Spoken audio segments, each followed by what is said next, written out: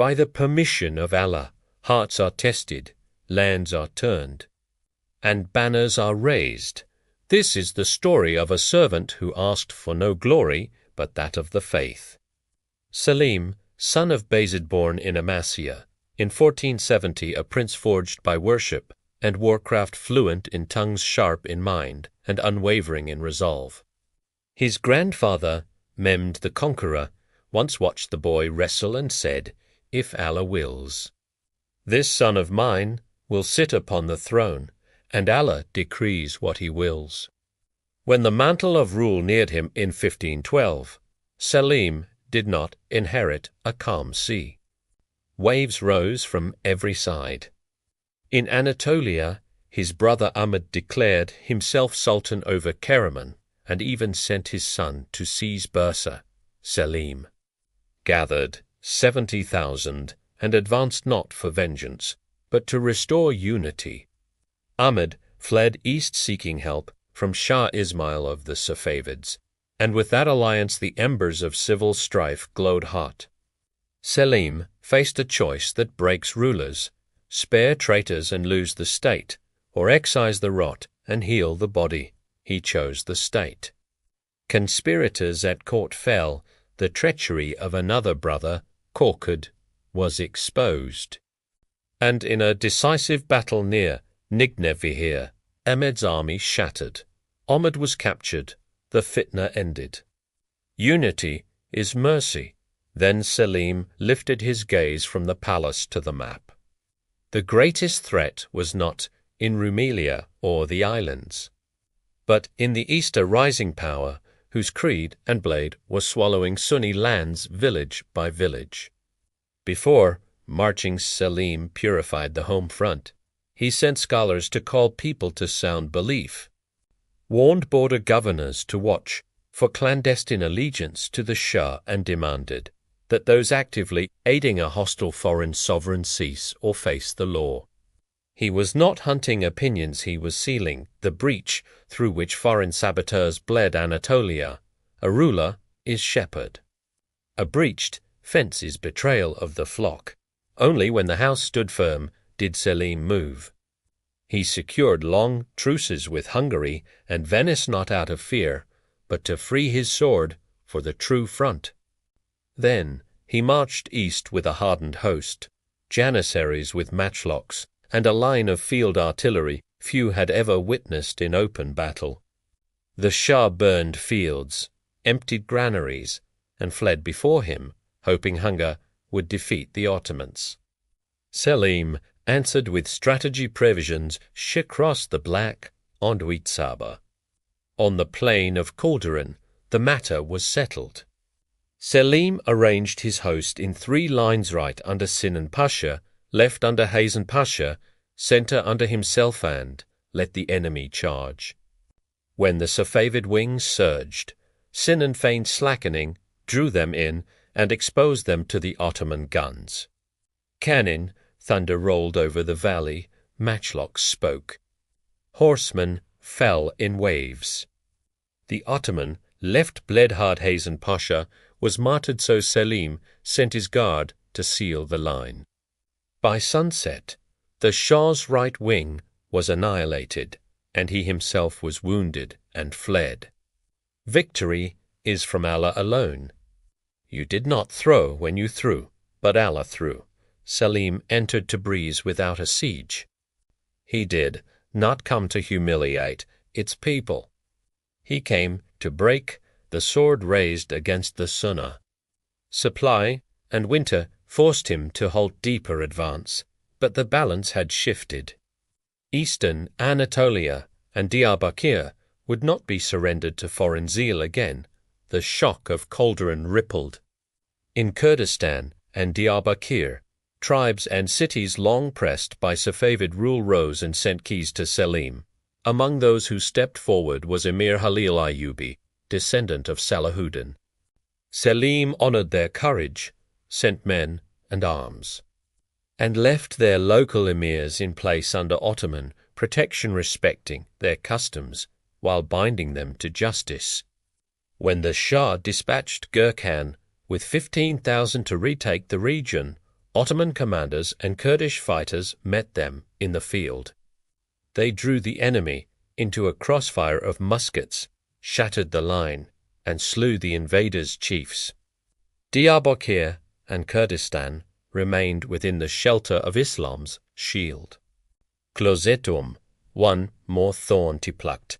The border principality of Dal-Qadir, whose refusal to aid the Muslim host had starved Selim's first eastern push. Sinan Pasha marché, Allah on the gate broke and plain. With Dal-Qadir secured and Ramadan of Kukurova aligning, Anatolia stood united under one standard for the first time. The path south opened. A different storm gathered on the horizon.